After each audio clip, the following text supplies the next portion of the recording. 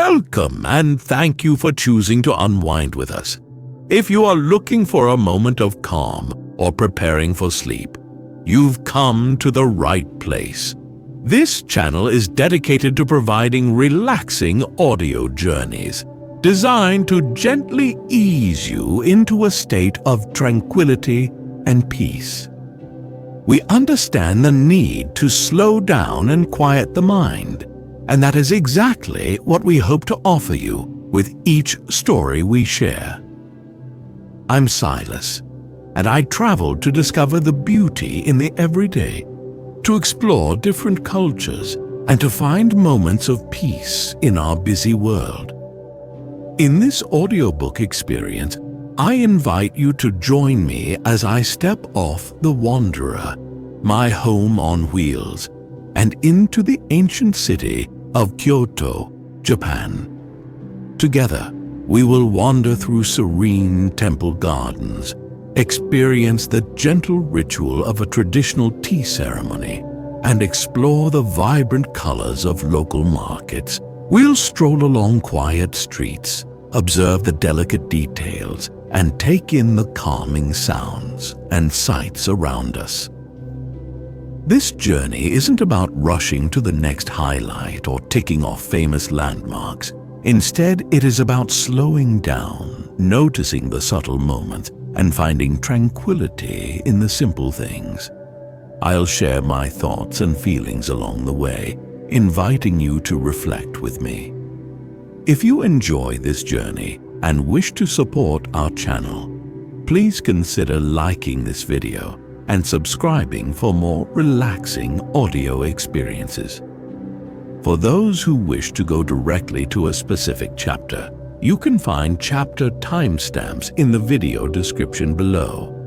Now, let the sounds of the train carry you, and let the landscapes of Kyoto unfold before you. Let's begin, shall we?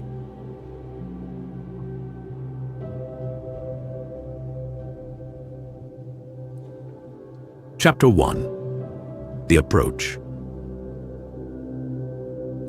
The rhythmic clickety-clack of the train wheels continues its soothing rhythm as the Wanderer makes its steady progress towards Kyoto. A gentle hum from the train itself, a familiar and comforting sound by now, completes the calm soundscape. I look out the window, my gaze drawn to the ever-changing landscape, a canvas of greens and grays under the morning sky. The window vibrates gently against my temple as the train rolls along. The dense forests of the mountains, which had accompanied us for the past few hours, have gradually given way to a patchwork of neatly organized rice fields. Each field shines a mirror reflection of the gray skies above, looking like scattered pieces of a broken mirror, which gently flow into one another, creating a strange harmony of light and land. The rice stalks, not yet fully grown, sway and wave in the soft breeze, as if they are welcoming me, as if they are inviting me into their world. I notice how the color of the rice fields changes ever so slightly as we move along, almost as if every patch has its own unique hue. Here and there I see small villages, their roofs, all made in a uniform dark shade of gray, are like small dark rocks emerging from an endless sea of green. Their colors contrasting, they look like small dots in an endless painting, carefully placed by the steady hand of an artist. I reach for my notebook, its leather cover soft and worn from years of use.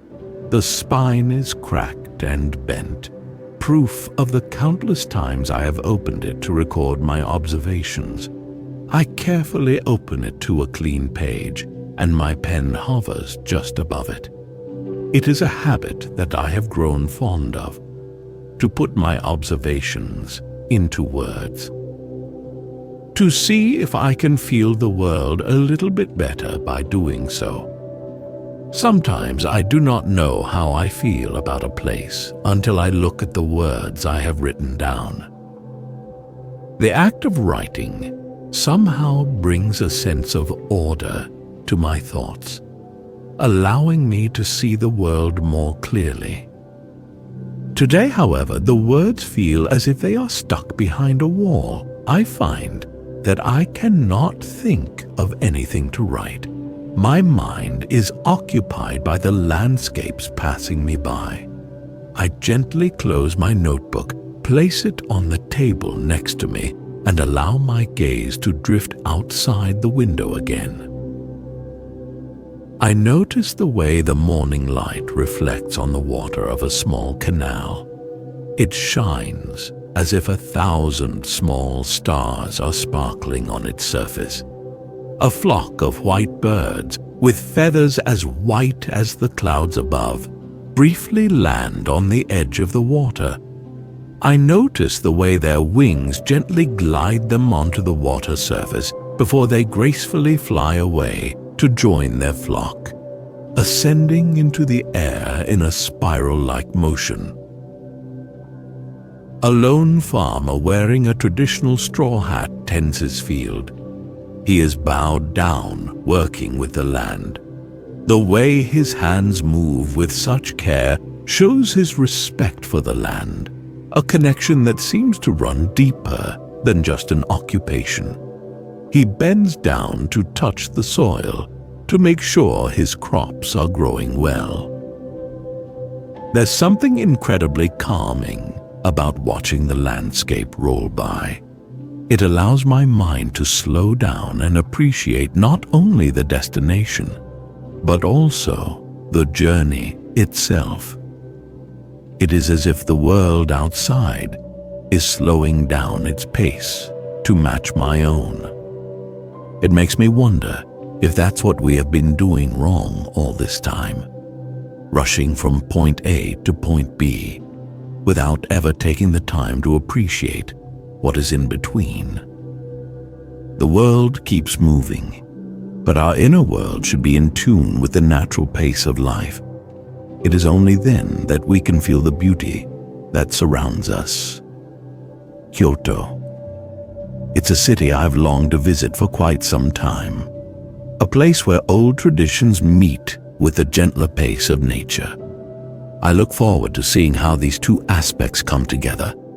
I wonder what sights, sounds, and encounters await me in this ancient city. I come to explore the beauty in everyday life, and I hope I can experience just that. I am eager to discover the secrets that this ancient city has to offer. The train's pace slows ever so slightly, and I can feel that we are approaching my destination. I sit up in my chair, ready to observe. The landscape outside is getting more urban. The neatly organized rice fields have now started giving way to buildings and roads. I know that Kyoto is just around the corner. I gently close my notebook and allow my gaze to drift outside the window again. I am almost there, and I am eager to begin my exploration. Chapter 2. First Impressions. The train finally comes to a complete stop, its gentle rocking motion ceasing, signaling the end of the journey. I exhale slowly as I get up from my seat and step off the wanderer onto the station platform. The change in sound is almost immediate. The calm hum of the train is replaced by the hubbub of voices and announcements in Japanese that quickly fill the air. The sounds are sharp, clear, almost mechanical as they echo around the vast station hall. It's a stark contrast from the quiet and calm that I experienced on the train. I pull my satchel over my shoulder and I slowly join the flow of people moving toward the main hall. The station is a sprawling structure of steel and glass, with high ceilings and a very modern design. Yet, even within this modern setting, I see traditional Japanese touches here and there. Small wooden benches carefully designed to fit in with their surroundings.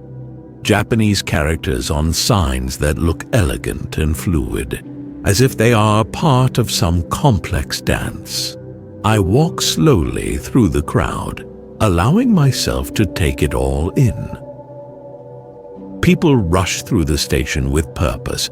Some are dressed in business suits, others in more traditional clothing, but they all seem to move with quiet determination. It's as if they are all a part of some intricate clockwork, where every gear has its own important role to play. There's a certain gracefulness to their movements, a sense of order and calm in the midst of the chaos. I observe a family bowing deeply to each other, a gesture of respect and gratitude. Even the smallest of children are doing it. It is fascinating to see how these acts of respect are so ingrained into Japanese society. I find myself wanting to learn more, wanting to understand more. The order and cleanliness of the station are striking. Everything seems to have its place, and there's an overall sense of calm despite the bustle of people. It is almost as if they want to bring a sense of order to the world. It's a sharp contrast to what I have experienced in some of the more chaotic train stations of the world. I notice the way people speak to each other. Their voices are soft and gentle, and there is a certain melody to the way that they phrase their words. It sounds like a language of peace and tranquility. I hear the words arigato and sumimasen repeated often, their meanings resonating in the politeness that the Japanese people possess. I followed the signs with their mix of English and Japanese text. I find my way through the crowds to a large set of glass doors which lead me out of the train station and into the city. The sliding doors open with a soft hiss, and suddenly I am stepping out into Kyoto for the first time. The air feels different here. It's a mix of city smog and the aroma of something fragrant that I cannot quite define, almost like a mix of fresh flowers and incense. The sunlight, though slightly obstructed by clouds, illuminates the buildings, revealing their unique character. The soundscape has shifted again. The echoing sounds of the station are now replaced with the sounds of cars and the chatter of people. I take a moment to just stand there and look around. I check the map I have and carefully plan the route towards the Ryokan I booked for my stay. It appears to be about a 20-minute walk away from here. I start walking along the pavement, my satchel feeling more comfortable on my shoulder than before, and allow my footsteps to carry me towards my destination. The Ryokan, I believe, is not too far away. I cannot wait to see it and get settled in. I take a final breath and allow myself to start my journey into Kyoto. Chapter 3. The Ryokan. I walk away from the busy streets and onto a calmer side road, and the sounds of the city gradually fade into the background. Small gardens appear on each side of the road. Carefully placed stones and shrubs line the pathway, a path that is leading me away from all the noise and chaos and into a calmer place. The Ryokan appears just at the end of this path, as if it had been waiting patiently for me this whole time. The closer I get, the more I see of its traditional beauty. The wooden beams and paper screens hint at a world that exists outside of the one I had been experiencing up until now. The Ryokan is a low building with a sloping roof made of dark tiles. The walls are made of wood, and large paper screens serve as doors.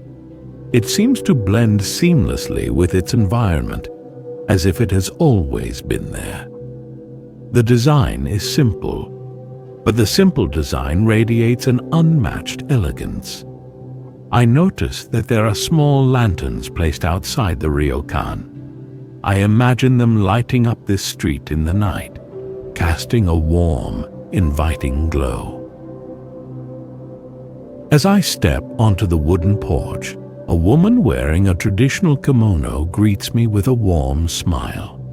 She bows slightly, welcoming me to the Ryokan. I reciprocate the gesture, feeling the sense of respect that is so ingrained into the Japanese culture. I place my shoes carefully onto the rack, making sure they don't step on any of the other shoes. She speaks softly and with grace. Her English is not perfect, but her kind intentions are quite clear. She asks for my name and informs me that she will be my host during my time here. Her name is Emiko, she tells me. I smile and say, "It is nice to meet you, Emiko-san." She smiles back. "The pleasure is all mine, Silas-san." The entrance leads into a small lobby with polished wooden floors and tatami mats.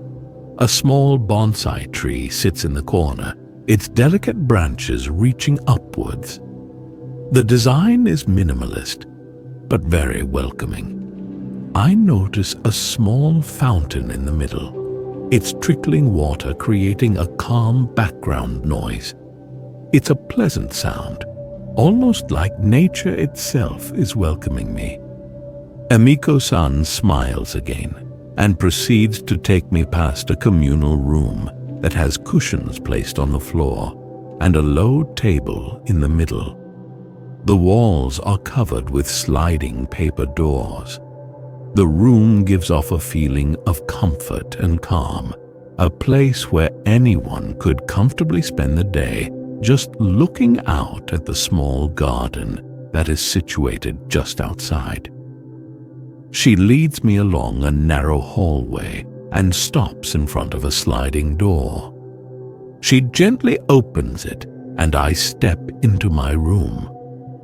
My room is quite simple, yet beautiful in its simplicity.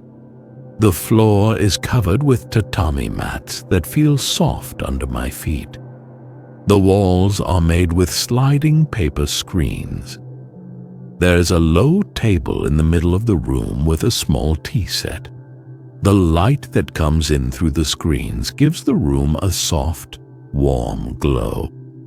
It feels like the perfect place to relax and unwind. I see that she has left a yukata folded on the bed. I am eager to try it on later. She shows me the small bathroom, which contains all the modern facilities that I may need, and informs me of what time breakfast is served. I place my satchel on the floor and take off my shoes, placing them neatly by the door. I look around my room, appreciating how its simple nature has created such a beautiful space. The lack of distractions creates a space where I can finally relax. I open one of the paper screens and notice a small garden, which is visible just beyond the window. The small plants growing there are perfectly manicured. It seems like even nature in this space has been thought about. This Ryokan has a certain charm, as if I have stepped back in time. It feels like the perfect place to find peace and tranquility. I can tell that my stay here will be just as enriching as I had imagined. I feel a sense of calm that I had not experienced before. It is something about this space that feels just right. I have a feeling that I will sleep well tonight. I sit down by the low table in my room, ready to take a break from my travels for a while. I pour myself a cup of tea from the tea set that was provided. I am eager to start my explorations tomorrow, but for tonight, I can happily relax in this calming space. I take a sip of the warm tea and smile. I am finally here, in Kyoto. I feel content, and relaxed. Tomorrow, my real journey begins. Chapter 4: A Temple Garden. The morning sun cast long shadows across the tatami mats in my room, a gentle reminder that it is time to begin my day. I slide open the paper screens and allow the morning light to flood into the room. The small garden that I had spotted the previous night now looks even more beautiful in the daylight. The small plants are perfectly manicured, and the carefully placed rocks provide an interesting contrast to the otherwise smooth texture of the greenery. I change into the yukata that was left for me on my bed. Its soft cotton fabric feels light and comfortable. I then take my shoes, make sure to put them on the correct way, and make my way towards the entrance. Emiko-san is in the lobby, arranging some flowers in a small vase. She greets me with her usual warm smile, and I bow slightly to show my appreciation for her hospitality. She points in the direction of the gate, which signals my starting point for today's journey. I walk slowly down the side road, passing by the small gardens that I had seen yesterday. The streets are still quiet at this hour. Only the distant sounds of temple bells and birdsong fill the air. I look at the map I had received yesterday and slowly make my way toward one of the temple gardens in Kyoto. The gravel crunches gently under my feet as I walk through the entrance of the temple. I take a deep breath and instantly feel the change in atmosphere. The hustle and bustle of the city has been replaced with a sense of quiet contemplation. I slowly stroll through the pathway that leads to the inner garden. The garden unfolds before me like a living work of art. The carefully placed rocks, each with its own unique shape, are surrounded by meticulously manicured moss. The vibrant green moss creates a carpet of soft textures that makes me want to reach out and touch them. There are small bushes and trees that seem to be carefully placed, as if they were intentionally trying to create a sense of balance. I notice how the leaves of the trees move with a gentle breeze. The movement is slow and calm. It is almost as if they are dancing to their own unique rhythm. I walk along the winding paths, feeling the texture of the stones under my feet. I reach a small pond, its surface as smooth as glass. A couple of koi carp swim slowly, their colorful scales shimmering in the sunlight. I sit on a nearby wooden bench and allow myself to observe. The world around me slowly fades, and I am left only with the sounds of nature. The gentle lapping of water against the edges of the pond, the soft rustling of the leaves in the trees, the distant sounds of birds chirping. I close my eyes, allowing myself to be taken in by this moment. The sounds of nature become clearer as I listen more intently. I open them again and take out my notebook, ready to observe and record my thoughts. I watch the way the sunlight filters through the leaves, creating a kaleidoscope of patterns on the ground. It looks as if the sun itself is participating in the slow dance of nature. I watch an old woman carefully sweeping the pathway, her movements slow and deliberate. She looks like a true part of the garden itself. Her presence adds a layer of grace to this already beautiful location. It feels as if the garden has its own pulse, its own heartbeat. I spend a long time just sitting and observing, meditating in a way. noticing the small details that I would normally miss. The sun is higher in the sky now, signaling that I have spent a long time in the garden. I close my notebook and get up from the bench. I take one last look at the beautiful garden. It is a place where nature and human intervention come together to create something truly unique. A place where I could spend days just contemplating the simple beauty of the world around me. With one last deep breath, I start making my way toward the entrance. The gravel crunching underfoot now signals the beginning of my next exploration in Kyoto. Chapter 5. The Tea Ceremony. I walk slowly along the winding path, the image of the temple garden still fresh in my mind. The sun shines gently through the leaves, creating a kaleidoscope of shadows on the ground. I follow the signs towards a small tea house, the location where I will be experiencing a traditional Japanese tea ceremony. The quiet sounds of the water feature gently trickling guide me to my destination. It is as if nature itself is welcoming me on this new journey. As I approach the tea house, I notice its simple but elegant design. The wooden structure blends seamlessly with its surroundings, its presence not overpowering but instead feeling as if it is a natural extension of the surrounding greenery. The entrance is low, forcing me to bow slightly as I step inside.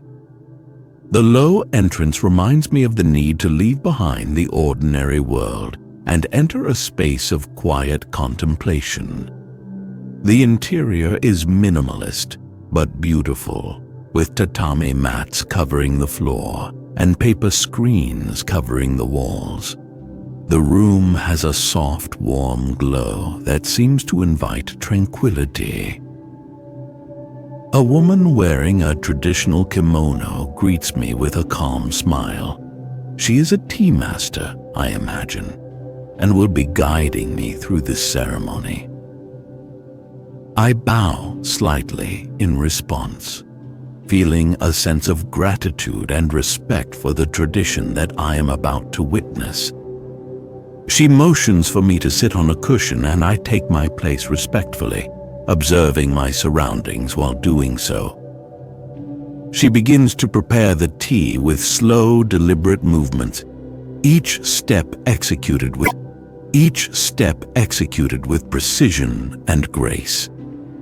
The sound of the bamboo whisk swirling in the bowl, creating a delicate froth, fills the air. She heats the water in a small iron kettle, and the sound of the water bubbling is like nature's gentle symphony. Every movement is intentional. Every action has a purpose. There is no room for haste or carelessness. It is all about focus and respect for the process. It's like a dance, a ballet of focus and action. She pours the hot water into the bowl of matcha powder, and the soft sound of the whisk begins to fill the air, slowly mixing the tea. The fragrance of the matcha fills the room, a mix of earthy and grassy notes. The color of the tea is a vibrant shade of green, almost as if it has captured the essence of the surrounding nature. The way she holds her tools, the way she carries her movements, is something that I watch intently. She appears to be at complete peace with the world around her. It's mesmerizing to observe. With a slight bow, she presents the bowl of tea to me. I take it with both hands, showing respect for her effort and the tradition itself. The bowl feels warm and smooth in my hands. I look at the surface of the tea. It is a vibrant green color with a layer of frothy bubbles. She gestures me to take the first sip, and I carefully take a small portion of the tea. The taste is unlike anything I've experienced before. It is slightly bitter at first, but then the bitterness quickly gives way to a smooth, slightly sweet aftertaste that lingers. The tea is warm and comforting. It has a certain earthiness to it. It feels as if nature itself has been captured into this drink. It is not just a drink. It's an experience, a moment that goes beyond the sense of taste. It is a symbol of peace, of mindfulness, and appreciation for the present moment. It's a reminder to slow down and savor the simple things in life. She then takes her own sip of the tea. Her eyes are closed, as if she is savoring this moment. This shared experience seems to be a kind of communion, a silent acknowledgement of the beauty of the present moment. I finish the tea, carefully placing the bowl on the table. She then cleans and puts away the tea set, moving with the same slow, deliberate movements. I bow again, feeling grateful for the experience. I leave the tea house with a feeling of peace and contemplation. Chapter 6. A Local Market. The quietude of the tea ceremony slowly fades as I step out onto the street. The distant sounds of the temple bells have been replaced with the more vibrant sounds of the city. I follow the map I have, making my way towards a local market. The streets are now filled with people, their voices echoing in the air. The sounds are not chaotic, but they have a certain rhythm to them, almost as if they are a part of a symphony that is being conducted by the city itself. It is a stark contrast from the calmness I had just experienced at the tea house, but it is a welcome contrast. The closer I get to the market, the more vibrant the atmosphere becomes. The air is filled with a mix of different smells. The sweet scent of fresh produce, the savory aroma of cooked food, and the unique odor of various spices. I step into the market and allow myself to be swept up in the flow of people. The market is a narrow street lined with small stalls on both sides. There are wooden displays filled with fresh fruits, vegetables, pickles, and other interesting-looking items.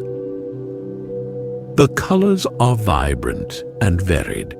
The bright red of the strawberries, the deep green of the spinach, and the bright yellow of various citrus fruits create a visual spectacle that captivates my attention. There is something pleasing about the way each stall has its produce displayed. It is as if even the most common items are presented in the most beautiful way. It seems to be an art in and of itself. I wander along the narrow street, taking in the variety of products on display. A vendor, with a wide, friendly smile, gestures for me to come closer to his stall. He offers me a small piece of a pickled vegetable, and I accept it with a slight bow. It has a unique and interesting flavor, a mix of salty and sweet, and a slight tang. I smile and say, "Oishi," a phrase I had learned before coming to Japan. He seems pleased and repeats it back, laughing softly. It is a small, simple interaction, but it makes me feel welcome. He then explains what his store offers. While my Japanese is not great, we manage to communicate through a mix of his hand gestures and my few Japanese words. I walk past another stall where a woman is carefully preparing sushi. Her movements are swift and precise, a silent dance of concentration. The way she shapes the rice and carefully places the fish on top of it has a certain grace to it. The colors of the fresh ingredients almost seem to dance with one another. I see another stall selling various types of freshly baked sweets. Their fragrance is warm and comforting. The variety of colorful desserts are almost too tempting to ignore. The sounds of the market create a lively symphony, almost as if the city itself is playing its own unique tune. The calls of the vendors, the chatter of the people, and the sounds of cooking all blend together. It's a cacophony of sound that somehow all fits together. It is a space that is both exciting and comforting. It seems that in the chaos, there is a hidden rhythm, a secret code that connects the different elements. I feel as if I am part of something bigger, something grander than myself. I stop by a small stall selling handmade pottery. The textures and colors of the pottery are varied and beautiful. Their simple yet elegant designs remind me of the beauty in the simplicity of the world. I spend some time just looking and appreciating the unique patterns on each object. I pick up a small bowl, feeling the smooth texture in my hands. I see that the bowl has a small chip on the side, adding to its unique character. I decide to buy it for myself, so I can remember this unique experience. I thank the vendor with a slight bow, and he smiles. I start making my way out of the market, taking one last glance at the vibrant stalls. The colors, smells, and sounds of the market will stay with me for some time. I smile to myself. I am not sure what will be next, but one thing I know for sure is that Kyoto is full of surprises. Chapter 7. Exploring Gion. The sun begins its descent, casting long shadows over the city. The colors of the buildings become more vibrant as the light reflects off their surfaces. I leave behind the busy market and walk towards the Gion district, an area known for its historic architecture and traditional atmosphere. The change in environment is palpable. The hustle and bustle of the market are now replaced with a quieter, more subdued atmosphere. The air feels cooler and more still, as if the city itself is taking a breath. The streets of Gion are narrow and winding, lined with traditional wooden buildings. Their dark, weathered exteriors exude a sense of old-world charm. Lanterns cast a warm, inviting glow on the streets, creating a magical ambiance that feels both timeless and enchanting. The buildings are all similar, and yet they are all different. It feels as if time has almost stood still in this area, as if the old world has not yet given way to the new world. I stroll slowly along the cobblestone streets, observing the small details that make this area so unique. The delicate paper lanterns, the intricate woodwork of the buildings, and the subtle details of the traditional architecture. I see a small restaurant, its windows lit with soft, warm lights. I can smell the aroma of cooked fish, the delicate fragrance drawing me toward it. I notice a group of people chatting and laughing, enjoying their dinner. It seems as if this district has an evening rhythm of its own. The sounds of the city have changed again. The loud chatter of the market is now replaced with the more delicate sounds of a city at night. The gentle murmur of voices, the soft clinking of glasses, and the distant sounds of traditional music create a subtle but beautiful symphony. A musician plays a traditional Japanese instrument, its melody weaving its way through the night, adding a touch of mystique to the atmosphere. I stop by the side of the road and allow myself to be taken in by the sound, closing my eyes as I listen.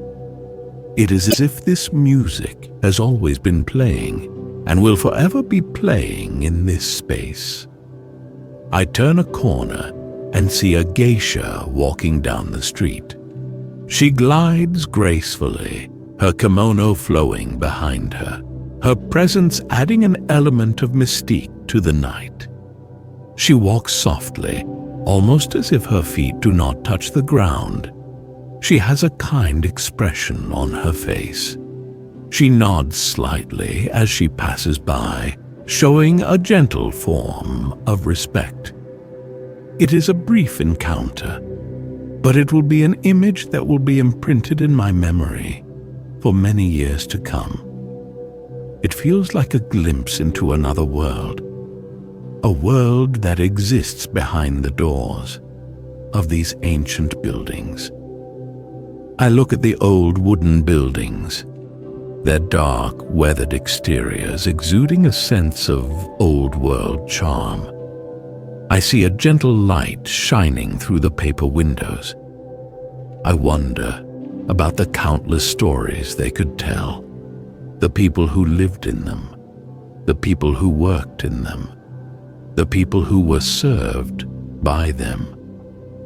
I wonder about all the different people who have visited this place in the past. What were their thoughts? What were their ambitions? What kind of beauty did they see in this place?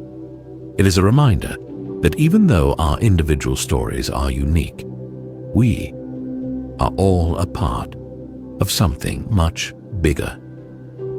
I take one last glance at the lantern-lit street. The soft glow of the lamps seems to cast a magical spell over the area. It feels like the stories I read in books, like I am living in some kind of dream. I start walking back towards my Ryokan, the city lights softly guiding me on my way. I look up at the moon. It is full and bright. It casts a beautiful glow on the city, creating a peaceful atmosphere that feels timeless. Kyoto is a city of both day and night, a city of two faces, both equally interesting and beautiful. Chapter 8: The Bamboo Forest. The morning sun is just beginning to peek over the horizon, casting a soft golden light over the city. I leave the Ryokan once again feeling grateful for its peaceful atmosphere. I'm eager to experience the Arashiyama bamboo grove, a place that I had heard many great stories about. The journey towards the grove leads me through a mix of urban and natural environments, buildings giving way to patches of trees and small farms. It is a slow and peaceful progression that sets the stage perfectly for my destination. The entrance to the bamboo grove is marked by a small wooden gate. As I step through, I feel as if I am entering a different world. The towering bamboo stalks reach towards the sky, their leaves creating a canopy that filters the sunlight into a soft green glow. The air feels cooler and more still, as if the bamboo itself has created its own unique microclimate. The tall stalks almost seem to act like nature's gentle guardians. I walk slowly down the narrow pathway that winds its way through the bamboo. The sound of the wind rustling through the bamboo leaves creates a soothing melody that seems to fill the air. It's like nature is singing a gentle lullaby. The soft rustling is calming, relaxing. I feel the connection between the wind and the bamboo as they dance with each other. The leaves sway and whisper as if they are sharing some secret that I can't quite grasp, but still somehow feel. It's a sound I could listen to for hours. The tall stalks move slightly from left to right, like dancers on the stage, swaying with the rhythm of the wind. The path is covered with fallen bamboo leaves that create a soft and springy surface underfoot. Each step brings a quiet crunch. I look around and notice how the light filters through the dense bamboo stalks, creating patterns of light and shadow on the ground. It looks as if someone has been playing with light. It's like a living mosaic of light and shadow that changes with every breath of the wind. The light feels almost ethereal, as if the sun itself is showing off its art. I see a small bench to the side of the path and sit down, allowing myself to be taken in by the beauty around me. The feeling here is peaceful and calming. I lean back, feeling the wooden texture against my skin. The sheer size of the bamboo is awe-inspiring, a gentle reminder of the power and beauty of nature. I notice that each bamboo stalk is slightly different from the other. Some are thin, some are fat, some are bent, some are straight. All of them unique in their own way. I take out my notebook and start to draw, attempting to capture the unique way that each bamboo stalk moves with the wind. I close my eyes, breathing slowly as the cool air fills my lungs. The world outside seems to fade away, leaving only the sound of the wind and the rustling bamboo. It feels as if I am in another world. The air smells fresh and earthy, a unique aroma that only a bamboo forest can provide. I open my eyes again and look up. The bamboo stalks tower above me, creating a sense of wonder and awe. I have not experienced anything like this before. The bamboo feels old, wise, as if it holds some ancient secret. I spend what feels like an eternity in the bamboo grove, allowing the peaceful atmosphere to wash over me. It's a space where time seems to slow down, where I can find stillness and clarity. I start walking towards the exit with a feeling of contentment, carrying with me the peaceful memories that this unique place has created. The bamboo will stay with me for a long time. I take one last glance at the towering stalks and step out of the grove, ready to continue my journey through Kyoto. Chapter 9. Preparing to leave. The peaceful atmosphere of the bamboo grove slowly fades as I walk back towards the city. The sun is now higher in the sky, casting a warm glow over the rooftops. I follow the familiar path back towards the Ryokan, my mind filled with the images and experiences of the past few days. I had a feeling that Kyoto would be a unique experience, and it has certainly lived up to my expectations. It is a place that will stay with me for a long time. I make my way down the side road that leads to the Ryokan, and then I turn into the small entrance, feeling a sense of calm wash over me as I step onto the wooden porch. I slide open the paper door and step into the lobby. Miko-san greets me with her usual warm smile. I respond with a slight bow, showing my gratitude for her hospitality. She looks as if she's going about her usual tasks, cleaning and arranging objects here and there. She does not say anything, as if understanding that I need some time to myself before I continue my journey. I feel at peace in this small and quiet space.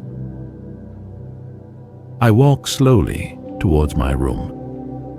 The sliding paper door makes a soft sound as I open it, and I enter the calming space of my room. The tatami mats feel soft underfoot. The light that streams in through the paper screens fills the room with a warm and inviting glow. I sit down by the low table in the center of the room and take a deep breath. The room is as simple and beautiful as I had left it. It has a certain magic to it. I am glad that I got to experience this space. I take out my notebook, its worn leather cover feeling smooth under my touch, and begin to flip through the pages, looking at all the drawings and notes that I had taken during my journey. Each page is a reminder of the countless unique experiences that Kyoto has presented to me. I see my detailed drawings of the temple garden, my written descriptions of the tea ceremony, my observations of the people at the market, and my notes on the way that the wind danced with the bamboo.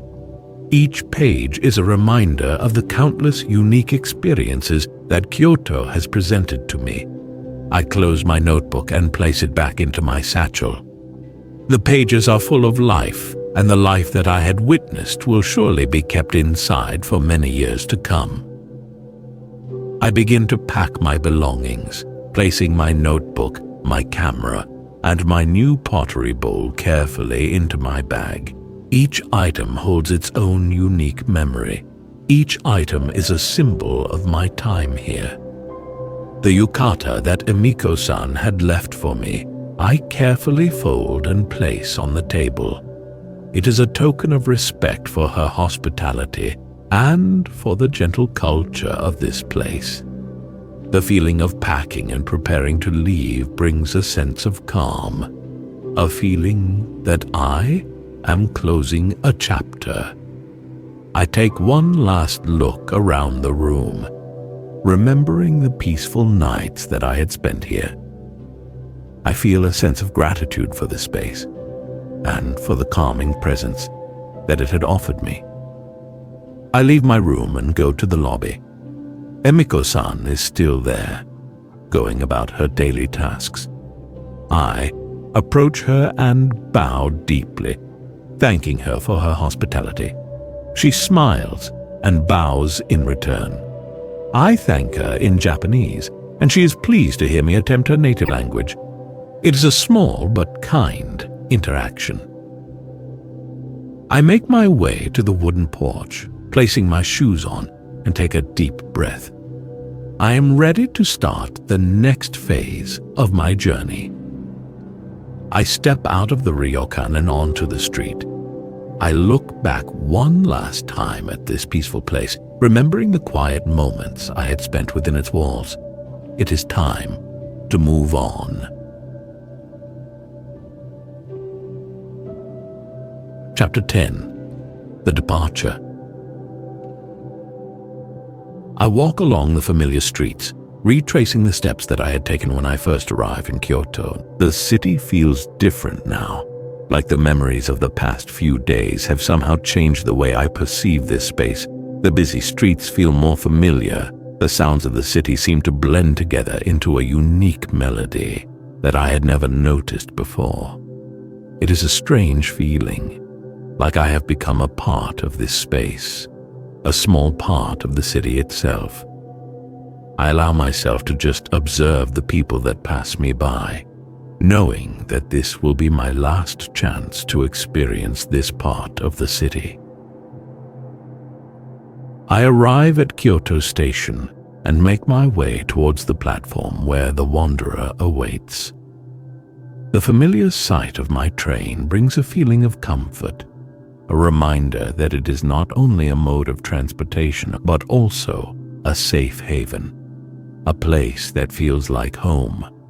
The deep green color and the subtle gold accents create a feeling of timeless beauty. It looks as if it has been patiently waiting for me this whole time. The vintage style of its design contrasts with the modern architecture of the station, a reminder that it exists in its own unique world. I step onto the train and settle into my usual seat by the window.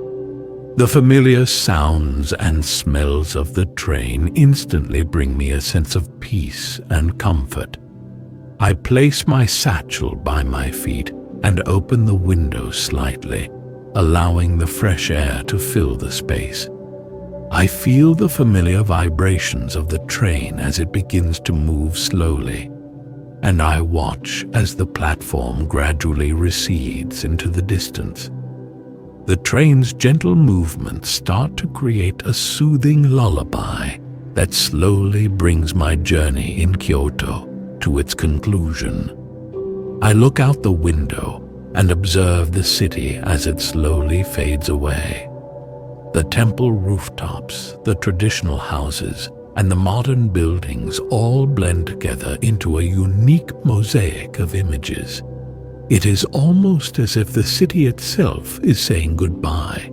The rice fields and the small villages from the start of my journey slowly start to come into view. It is a beautiful contrast between the urban and the rural environments.